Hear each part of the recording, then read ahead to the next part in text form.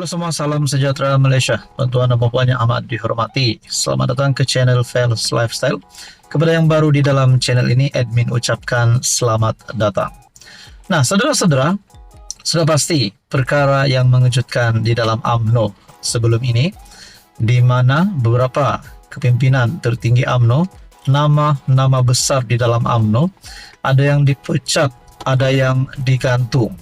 Antara yang dipecat ataupun diusir keluar daripada parti adalah Khairi Jamaluddin. Bahkan kita mendengar KJ sebelum ini pernah berkata dia bukanlah yes man, yaitu yang mengikut arahan. Tetapi sekiranya ada perkara yang salah, KJ mesti menyuarakan. Dan apa nasib KJ? Akhirnya beliau diusir keluar daripada UMNO. Namun saudara-saudara, mungkin kita dapat lihat sini, hubungan di antara Zahid Hamidi dan KJ adalah tidak baik. Namun ini adalah satu keputusan Lokman. Menyebut nama Lokman. Lokman setuju mohon maaf pada KJ, kes saman fitnah. Mungkin kita boleh cakap untuk hal ini saja KJ menang. Ahli Majlis Kerja Tertinggi UMNO, Lokman Nur Adam, bersetuju untuk menerbitkan permohonan maaf secara terbuka kepada bekas Menteri Kesihatan Khairi Jamaluddin. Permohonan maaf secara terbuka Lokman yang akan disiarkan di laman Facebook dan YouTube-nya adalah sebahagian daripada syarat penyelesaian saman fitnah Khairi terhadapnya berhubung dakwaan yang dikaitkan dengan usaha vaksinasi COVID-19 kerajaan di Malaysia pada 2021.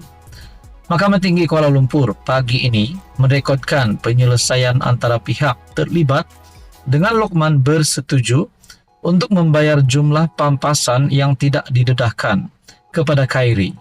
Semasa memfailkan tindakan sivil pada Januari 2022, Khairi mendakwa dia telah difitnah melalui siaran media sosial, termasuk dakwaan bahawa plaintiff dikatakan bertindak melulu dan atau tidak bertanggung jawab dalam perolehan vaksin COVID-19 untuk program vaksinasi di Malaysia. Pengacara podcast Keluar Sekejap itu juga mendakwa dia telah difitnah dengan dakwaan yang dikaitkan dengan status vaksinasi COVID-19-nya. Tindakan sivil itu pada mulanya ditetapkan untuk perbicaraan penuh minggu ini. Bagaimanapun, hari perbicaraan telah dikosongkan berikutan penyelesaian hari ini. Semasa prosiding mahkamah terbuka di hadapan Hakim Mahkamah Sivil Johan Lee Kin Ho hari ini, Peguam Khairi Abdul Rashid Ismail memaklumkan bahawa plaintiff dan defendant telah menandatangani penghakiman persetujuan. Nah, saudara-saudara, tuan-tuan dan puan, apa komen anda berkaitan dengan isu ini? Ini pasti satu lagi keputusan mahkamah yang mengejutkan dan satu lagi isu yang panas mengejutkan UMNO. Sekian saja, teruskan bersama di dalam channel ini. Halo semua, salam sejahtera Malaysia. Saudara-saudara, tuan-tuan dan puan yang amat dihormati, selamat datang ke channel Fels Lifestyle. Dan kepada yang baru bergabung di dalam channel ini, selamat datang admin ucapkan. Nah, saudara-saudara, Kerajaan Perpaduan pimpinan Datuk Seri Anwar Ibrahim sudah pasti banyak kredit yang perlu diberikan kepada Anwar Ibrahim. Di samping sudah banyak kerja-kerja yang dilakukan Anwar Ibrahim sebagai Perdana Menteri. Bahkan ada yang membandingkan kerajaan perpaduan hari ini dibandingkan dengan kerajaan sebelum ini. Kerajaan PMX adalah yang terbaik. Namun kita tidak boleh nafikan, masih ada pihak yang mengecam kepimpinan kerajaan perpaduan pimpinan Anwar Ibrahim, terutamanya daripada pihak pembangkang. Nah, saudara-saudara, mungkinkah ada di antara pemimpin politik daripada pembangkang takut Anwar jadi Perdana Menteri kerana Anwar ini terlalu hebat? Nah, kita bercakap tentang kehebatan Anwar, ini ada satu lagi pengumuman Perdana Menteri yang pasti mengejutkan kepimpinan politik Malaysia. Kerajaan tidak abai kaum India. Perdana Menteri Anwar Ibrahim menyangkal dakwaan dia mengabaikan kepentingan masyarakat India sejak memegang jawatan tertinggi itu.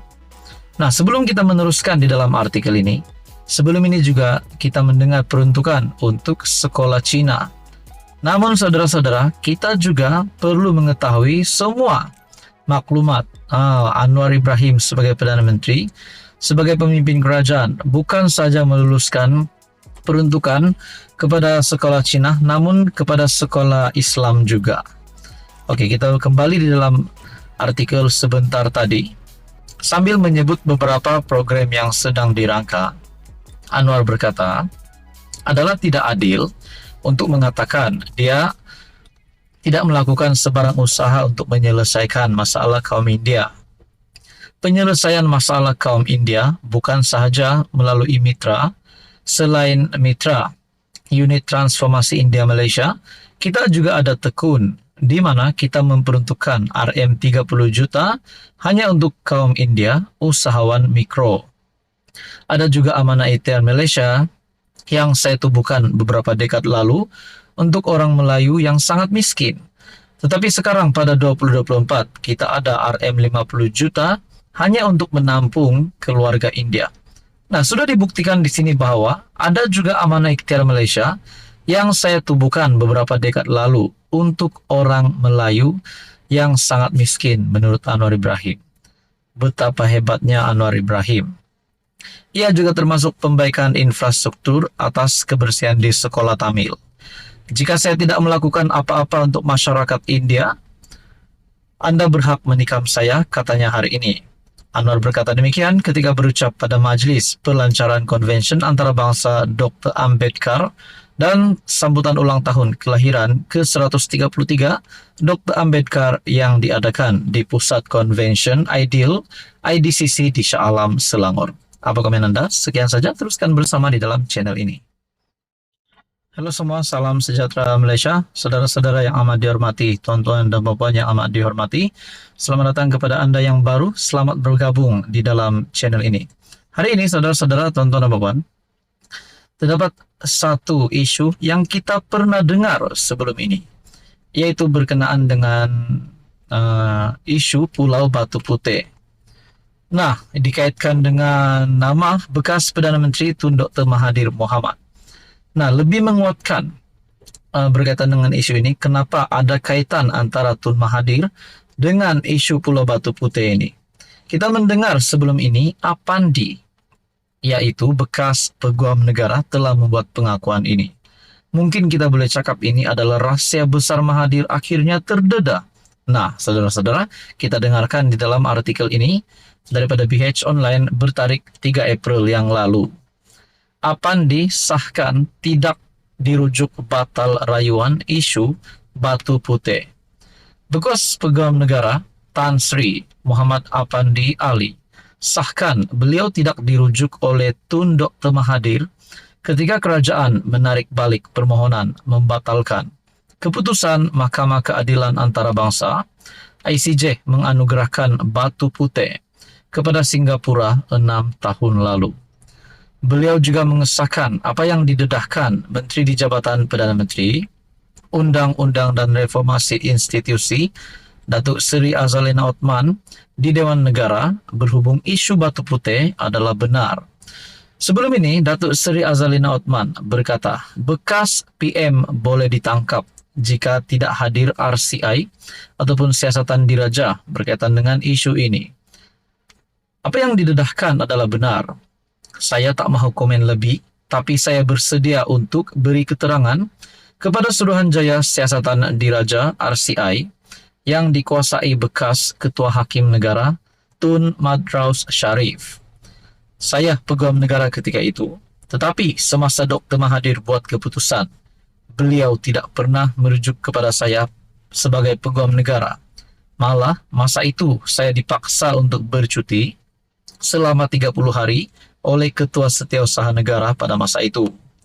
Semasa saya berada dalam garden leave itu, perkhidmatan saya ditamatkan sebelum habis tempoh bercuti, katanya kepada BH.